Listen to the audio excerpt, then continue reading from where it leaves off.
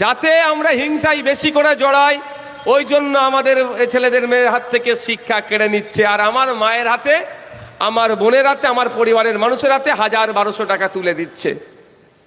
আমাদের দাবিটা কি? যে 1000-1200 নয়, আপনার মাস গেলে 5000 টাকা মহিলাদের হাতে দিতে হবে কম করে।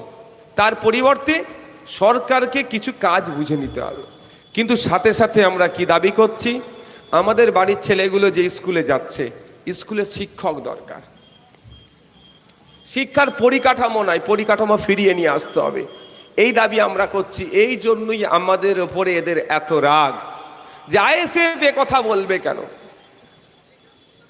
আমরা জঙ্গলমহলের পেশা অ্যাক্ট চালু করার কথা আমরা বলছি, ওই জন্যই আমাদের উপরে রাগ যে আইএসএফ এর নেতার, একটা নেতার মাথায় টুপি, মুখে দাড়ি, ও শুধু মুসলমানদের কথা বলবে, ও শুধু মুসলমানদের কথা বলবে, ও এইগুলো বলার কি দরকার?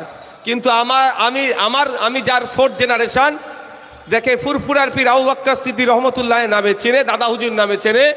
তিনি শুধুমাত্র ধর্মগুরু ছিলেন না, তিনি সমাজ সংস্কার ছিলেন, সাথে সাথে তিনি ফ্রিডম ফাইটার ছিলেন।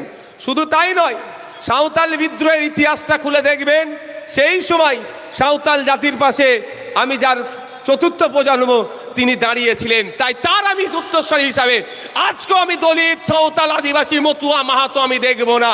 যার সাথে অন্যায় হচ্ছে, অন্যায় যে শিকার হচ্ছে, তার পাশে আমি দাঁড়াবো। তাতে আমাকে কেউ কি সার্টিফিকেট দিল না দিল আমার দেখার প্রয়োজন না।